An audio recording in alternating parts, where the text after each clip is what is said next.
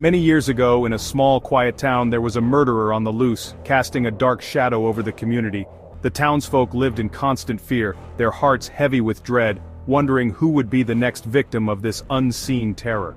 Over the course of 7 harrowing nights, 7 men met their gruesome end while walking in the park late at night, unaware of the lurking danger. Their throats were viciously cut, and their bodies were discovered in the town cemetery, ripped open, their insides grotesquely devoured. It seemed like the work of a deranged lunatic, someone with a twisted mind and a dark, insatiable hunger. On the 8th night, the police, determined to catch the killer, staked out the park and caught a young man named Lester Banks with a blood-stained knife in his hand. Lester was well known and well loved in the community, making his arrest all the more shocking and unbelievable to the townspeople. In court, the judge was puzzled by the heinous nature of the crimes and Lester's polite, almost gentle demeanor.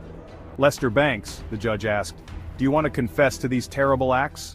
Lester, trembling and with tears streaming down his face, admitted his guilt, his voice barely above a whisper. He explained that he did not kill for money or belongings.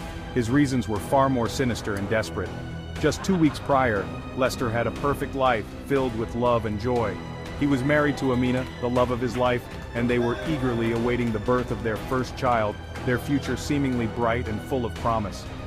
Tragically, Amina died in childbirth, leaving Lester utterly devastated and broken, his world shattered.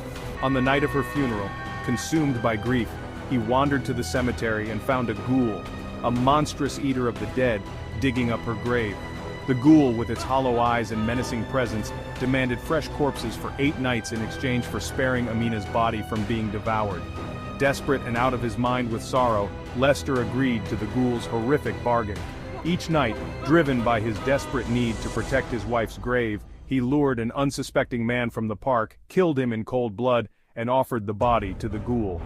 Lester's voice trembled as he recounted these horrors, the weight of his actions bearing down on him. "I did it to protect my wife's grave," he said, his voice filled with sorrow. "But tonight, when I fail to bring another corpse, the ghoul will devour her body. I deserve to die for these terrible crimes." The judge, moved by Lester's tragic tale and seeing the deep remorse in his eyes, declared, "Lester Banks, your crimes are heinous. However, I see your remorse. I will set you free to punish yourself." Lester walked out of the courtroom, a broken man. The next morning his body was found in the cemetery, half devoured, lying on his wife's grave. He had taken his own life, fulfilling his terrible bargain with the ghoul. The final corpse he provided was his own, a tragic end to a tale of love, loss, and horror. The end.